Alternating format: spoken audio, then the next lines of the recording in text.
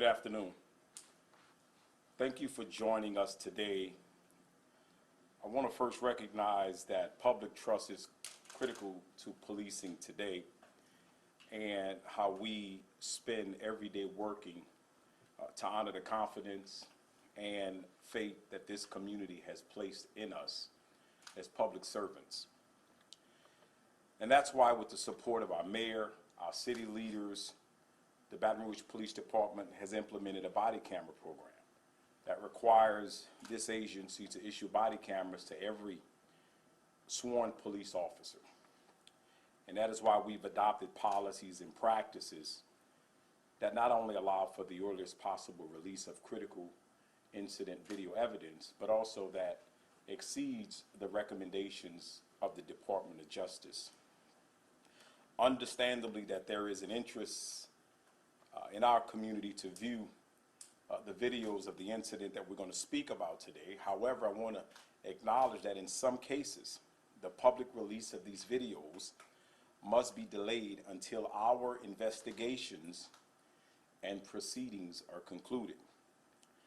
Today, we're going to provide the community with video and details of an encounter that took place between 3 Baton Rouge police officers and 2 young men, as well as the actions of our police officers that have taken place since the incident, including our investigation and discipline proceedings.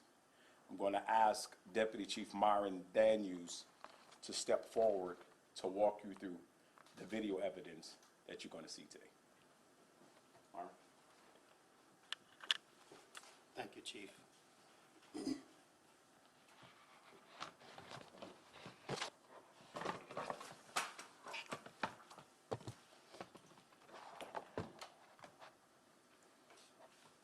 As the Chief stated, I am Myron Daniels. I am the Deputy Chief of Administration and also the Chief of Staff of the Baton Rouge Police Department. I'm going to initially give a brief overview of the incident that occurred under BRPD file number 98435-20. The incident occurred on November 8th of 2020. The time was approximately 1:50 a.m. in the morning, and it happened at the Ion apartment complex.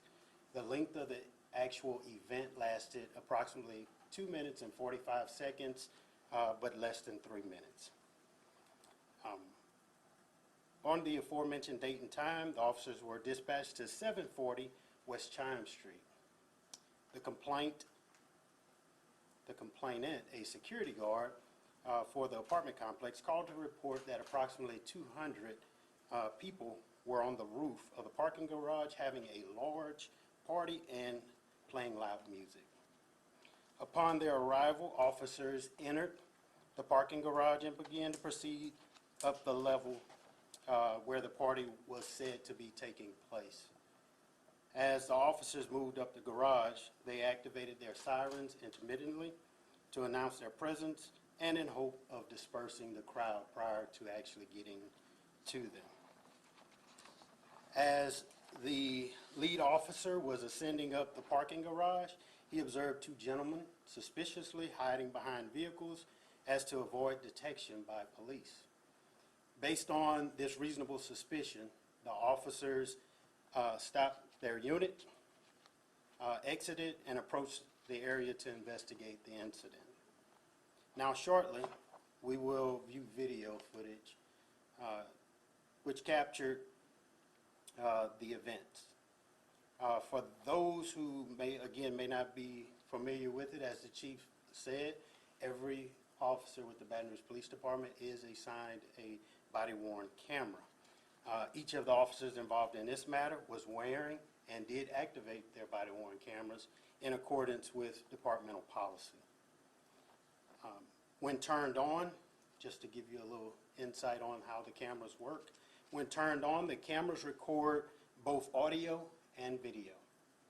However, body-worn cameras have a 30-second buffer of video with no audio that is captured prior to activation. In layman's terms, from the point that the camera is initiated, it captures the 30 seconds that preceded it. This is a feature that is designed to capture incidents that occur suddenly when an officer doesn't immediately activate their camera. So there are a total of 4 original videos associated with this event. I would like to again remind you that the incidents that we are here for today actually lasted less than 3 minutes. For the sake of time, we will only cover the relevant footage during this press conference, but the videos will be released in their entirety immediately following this press conference. The sequence of videos that you're going to see, again, there are 4. The initial video is the in-car camera video of the officers as they arrive. It captures the actions as well as the arrival of the officers prior to contacting the 2 gentlemen. The second video will be body-worn camera video of the officer who first observed the suspicious activity. The third body-worn camera video that you will view will be the first officer who arrived to assist, followed by the fourth, which will be the second officer who arrived to assist. During this process, some of the videos will be paused for commentary and as well as move frame by frame to highlight some points. I will caution, there will be strong language heard during this video, so we ask that viewer discretion is advised for those young viewers as well as those who may be sensitive.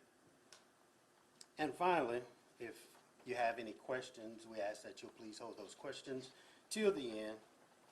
That way we can address those all at once during that time frame. All right? Thank you. So we will go ahead and we will start the videos. Again, just to remind you, the first video is the officers as they arrive, the initial officer. Excuse me, space issues.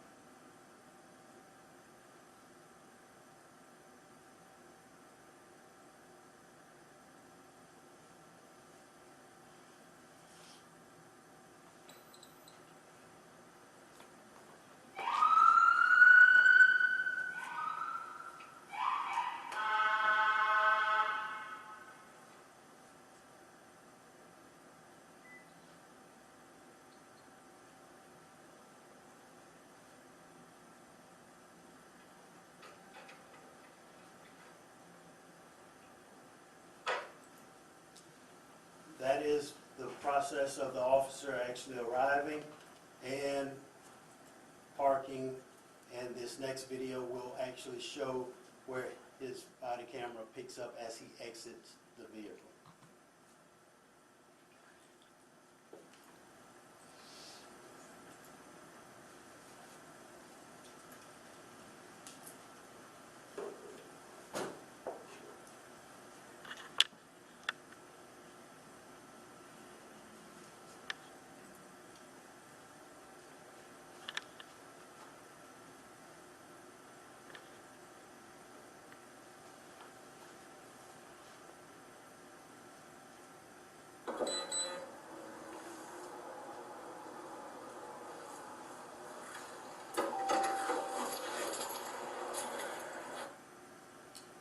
I pause at this point so you can have a view of what the officer is seeing, at least from the camera perspective. As you see, there is nothing in the area of these 2 vehicles. I will ask that you focus on these 2 vehicles, particularly the white car and then the white truck, and I will guide you through the rest. I will take it frame by frame. Excuse me, you'll hear a lot of clicking, but you'll understand shortly. The officer just activated his body-worn camera, and as that white car, now you start to see a head start to appear from behind it. The arrow actually highlights that. That is the first subject that officer eventually contacts. The second subject, if you look at the truck through the interior window, you'll start to see a head appear shortly.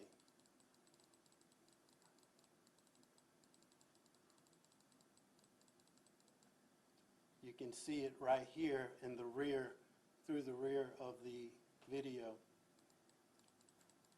It continues on,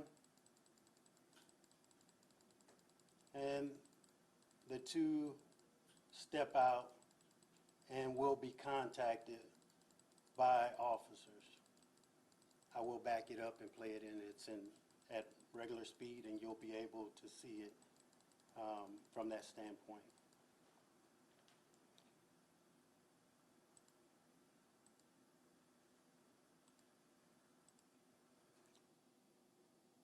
Prior to contacting the subjects, once the officer sees them, just want you to recognize that he does provide or give verbal commands. Once those commands aren't followed, he acts or responds to them.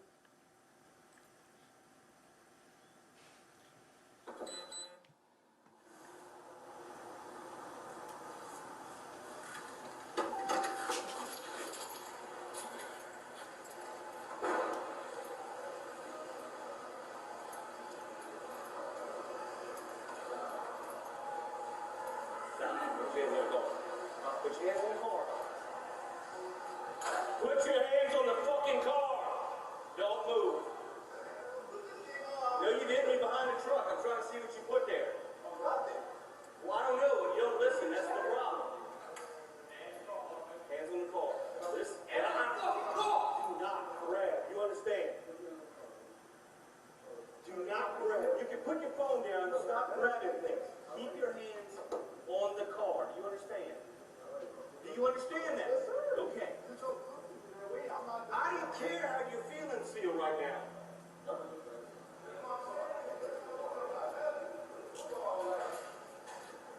Congratulations.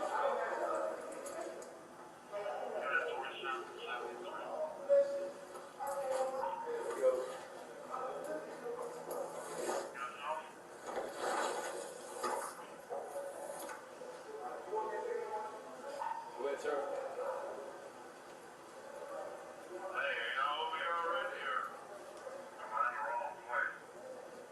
This little Asian security guard, he should be able to key fob you in and let you come up the garage.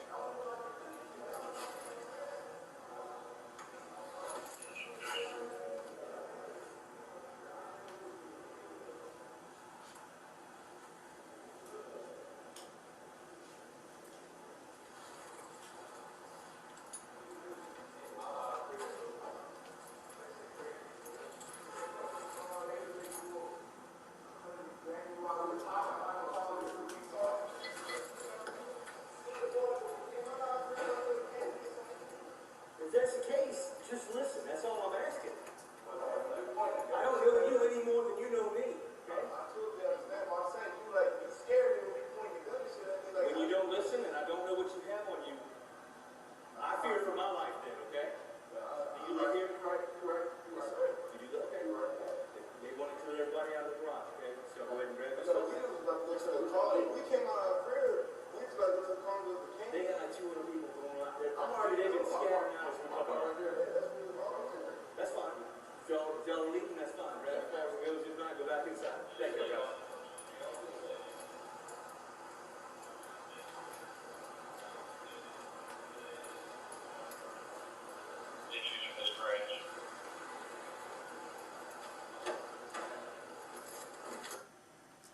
That concludes the interaction that the officer has with those two subjects. As you could see, once the officer approached, he did request that the young man place their hands on the vehicle. They did not respond at that time, and the officer responded with his own actions. With that, once the initial officer who observed the initial suspicious activity, he then went to check the area where the two subjects were hiding, and He did not find any contraband or any criminal activity associated or around those vehicles.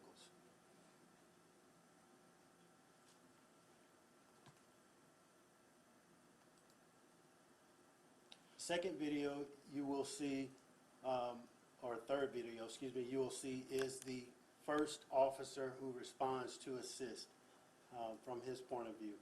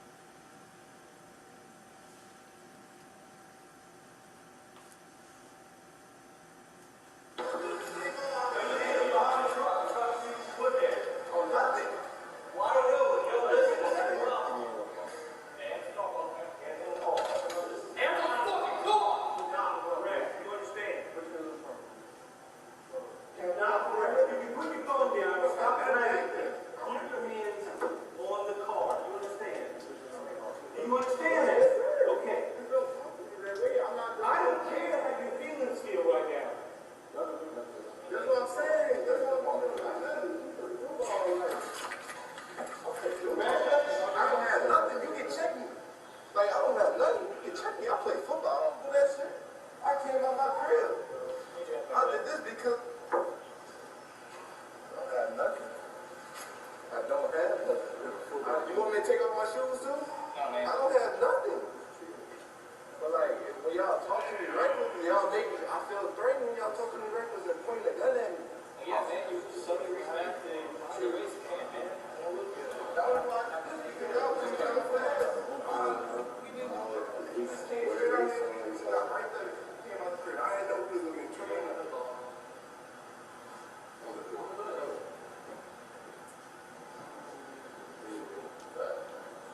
We literally came out of our crib. That shit crazy, bro. You can check my car, anything you want. I'm telling you, man, you might search my car. We thought we seen the water, but we came out of our crib like we came to get some food. If that's the case, just listen. That's all I'm asking. Well, like, when you point a gun, You know me. I totally understand. But I'm saying, you like, you scare me when you point the gun and shit at me like, When you don't listen and I don't know what you have on you. I fear for my life then, okay? You're right. They want to kill everybody out of the garage, okay? So, No, we just listen. We came out our crib. We just like this as long as we they came. got 2 other people going out there. I'm already in the scared now. right there. That's fine. Y'all leave, that's fine. Yeah, that's fine. Go to the back, go back inside. Hang on, I was gonna say.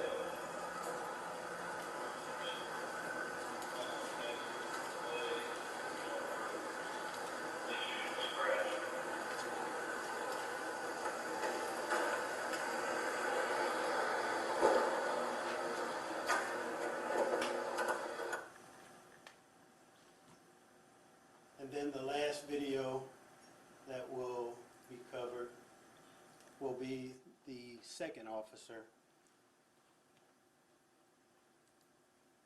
who arrives as backup. You'll get to hear the interaction between him and the 2 gentlemen, and as well as see, again, a different view of body-worn camera.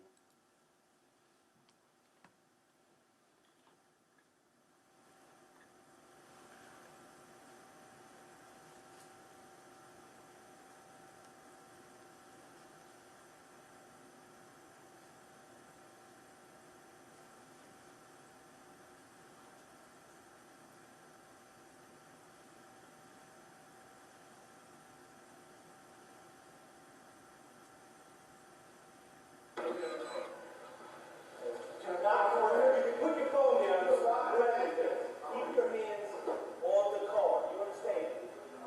Do you understand that? Okay. I don't care how your feelings feel right now. Keep your hands on the car. You got anything on you, man?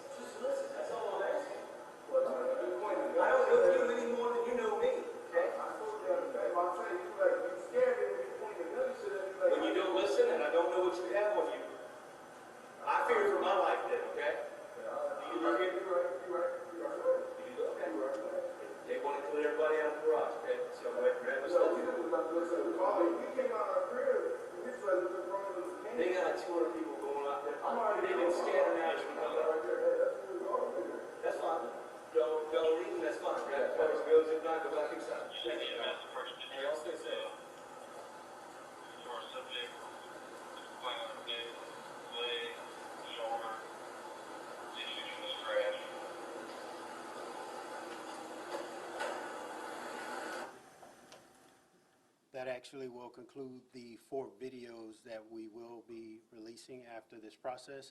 I now call up the Commander of Internal Affairs, Sergeant Jacques Angelos.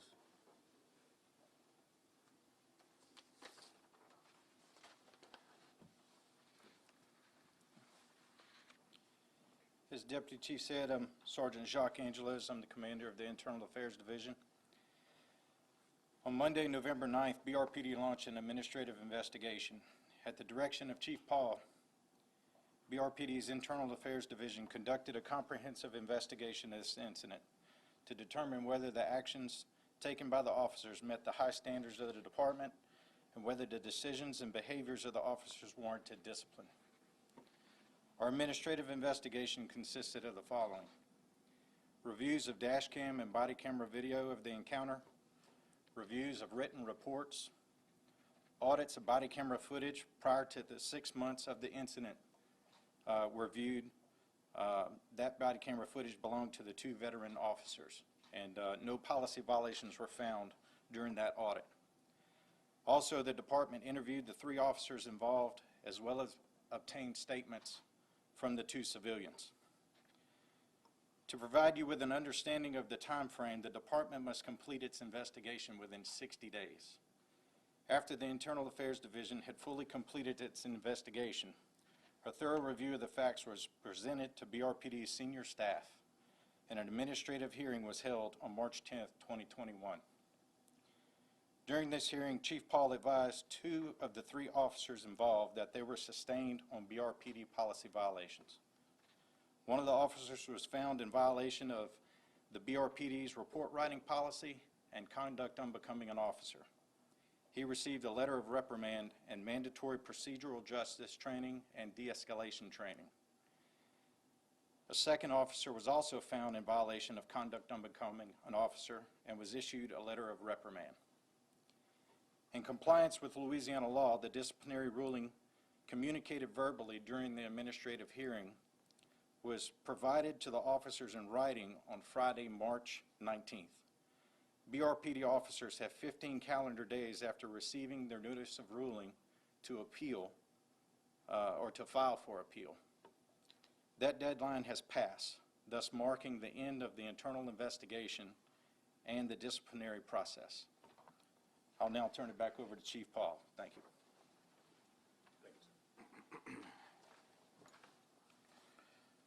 You know, during my 3-year tenure here in office, we've demonstrated our commitment to accountability and transparency. And every incident is a learning experience. And as leaders, we're required to consistently review our policies to make sure that they're aligned with best practices and also that they meet community expectations. And when there's a gap, we explore best practices and we vet potential policy changes, and there's a committee that looks at that. We also present those recommendations to our Chief Advisory Council. So we're looking at it from a both internal and external a standpoint and through dialogue with our team and our community members, that's how policies are now made in the Baton Rouge Police Department. Now, my hope is that over the next few days, as this video surfaces in news, on social media, on your platforms, that this incident will foster uncomfortable conversations, but also meaningful dialogue, and that our community can grow through discernment and constructive dialogue. We will continue to work with our community to serve and protect the citizens and also to keep our police officers safe. But I think that this incident highlights the complexities of policing today. You know, when I look at this video, what I hope, one of the things that you see, that it is okay to say that these police officers perceive what they thought was a threat when they believed to be the young men ducking down behind the car, and that they responded with the training that they was provided. Now, there's new training, obviously, that's part of the disciplinary process on how can we do better in situations like that. And that's why part of the training is procedural justice training that we learned one of our officers had not gone through that process yet. But it's okay to say that. But I think it's also okay to say that these were two young men who were just walking to their car, and according to one of the young men, they saw people running, so they ducked down behind the car, not knowing what happened. So they may not have been doing anything wrong either. It's okay to say that as well. And after an investigation was conducted, they were let go. But we still have policy and that we expect on how our police officers respond. So here's what I am asking as your chief of police as we move forward. Everybody here today know that there's a lot going on right now with this police department and going on in the community. And here's what I'm asking you. And I'm asking you to please be respectful of my wishes today. You know, I don't want anyone to criticize these young men for filing a complaint and expressing how they feel. We understand emotions, we understand past pain and generational scars. We understand that, and we also understand that it was a traumatic emotional event for these young men to go through that. And the last thing we want to do is to be mad and upset with them for expressing their emotions and how they felt. You know, there's a process, and this is what this process is. There's a complaint, we investigate it, and we give you our findings. We want our community to be comfortable and to feel safe when they're filing a complaint without any fear of retaliation.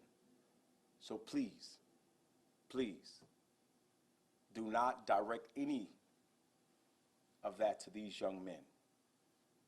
We encourage complaints. We want to know what's going on out there in the community. And at the same time, I'm asking you, please don't be critical of our police officers either. Give them an opportunity to grow from this experience and to respond to the new training that we are giving to them. I'm asking you to do that as well. You know, when a police officer can no longer effectively do his job, we've stood right in this room at press conference and we've said so, and we've demonstrated that. This isn't the case with these police officers. These officers are assets to our department and to our community, and they can still effectively do their job. And I'm confident that the discipline and the training that these officers will receive will prepare them to be more effective when confronted with similar situations, okay? Now we'll take questions. Gentlemen. Chief, if I may, the question on a lot of people's minds is, why did this happen in November and they're just now seeing the video in April? Well, I think he explained the Law Enforcement Bill of Rights and the process that it goes through. So we don't control those timelines. That is a law.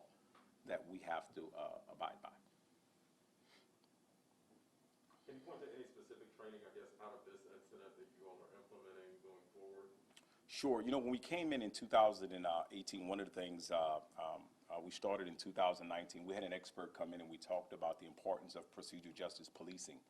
And part of that talks about the historical issues with policing, particularly in disinvested communities and with people of color. And we talk about what's happened in this community and how those perceptions sometimes guide how citizens respond to law enforcement. But what I'm going to do, because one of our instructors is here, and I'm going to ask Myron Daniel to talk about those 4 tenets, specifically what we talk about in our procedural justice training. And we also had an opportunity to present this to the legislative body that's looking at some of the reform efforts in the state. Myron? Yes, sir.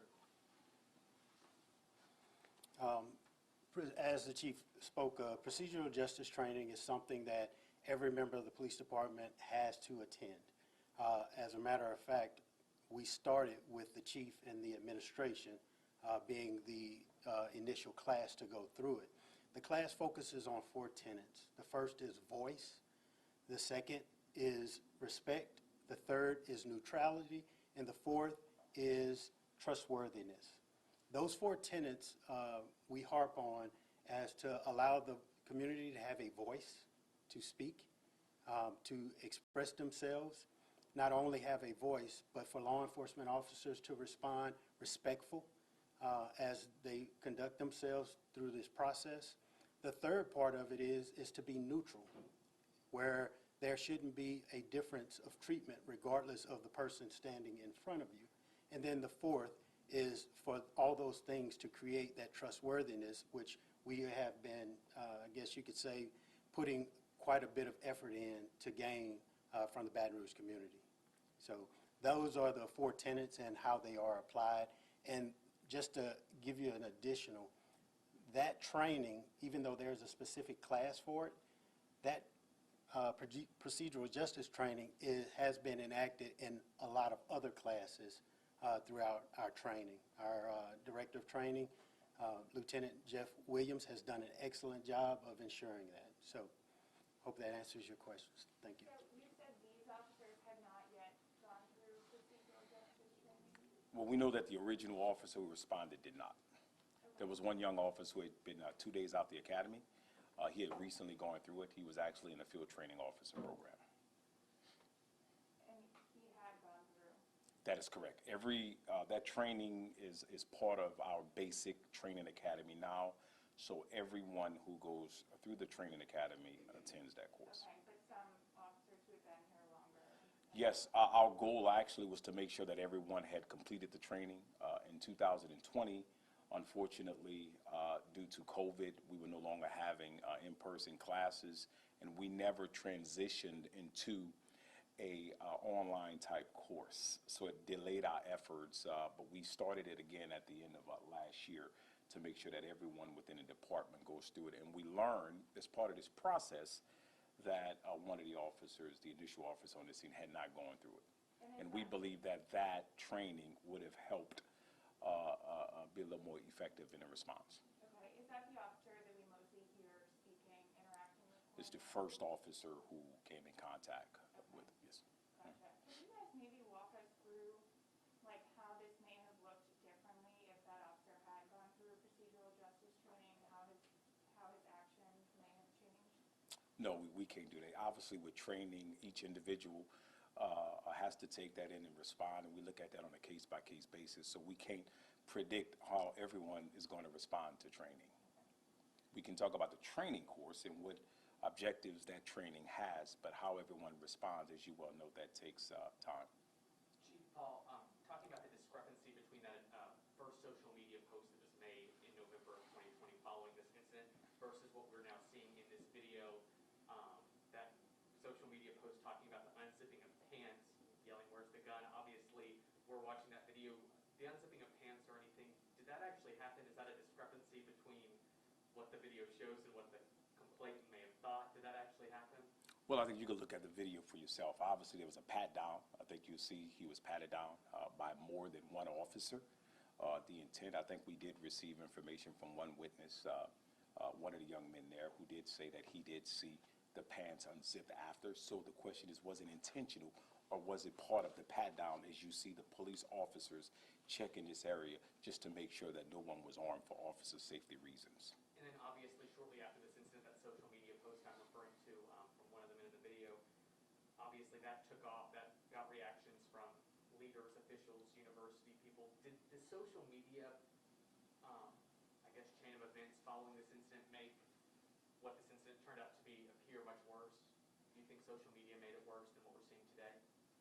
Well, look, social media, I don't have control on social media. We look, this is not the first case that we've had that was trending on social media, which required us to take immediate response. We work cases all the time where one of our officers call us and say, hey, I seen this on social media. You may want to take a look at it. We get it from citizens all the time. So, that's something we can't control. But what we can control is our policies, how we respond to complaints. And, we investigate it just like any other complaint. Those that are trending and those that you do not know about, which is the majority of the complaints and investigations that we work them all the same way. And then finally, seeing this video, I know you've seen it prior to this press conference, but now having seen it, are you more or less satisfied with how your officers performed? Well, everything is a learning experience. We would have not implemented some type of discipline, specifically when it comes to the procedural justice training, which we think will help these officers from a communication standpoint when faced with similar circumstances.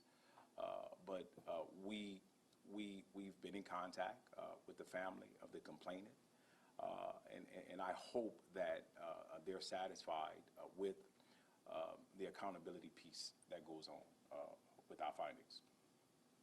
You said this is a learning experience. Yeah. What's the biggest lesson you hope is learned from this? The perception piece, right? And I think I talked about the police officers perceived something. Those young men were, according to one of the young men, were ducking down because they saw people running, and they didn't know what was going on. But that sometimes those perceptions, right, play into how a police officer responds. And in this particular case, they responded to their training, which they thought was a perceived threat. But it's also okay to say that these young men are good young men who didn't do anything wrong. They went through a significant emotional event, and they filed a complaint. It's okay to say that as well. Policing isn't easy. It's a complex profession. And, this is an example where it's okay to say that those young men didn't do anything wrong, but neither did our police officers as it relates to how the incident was handled in the initial stages. As things kind of calmed down, everybody walked away from this Yeah. situation. You had your officer saying they were scared. You had those two young men saying they were scared. What does that say about where we are as a community? Well, I think that's, I think I said in my conference, I hope that when you see this, that it can foster those uncomfortable conversations in the community.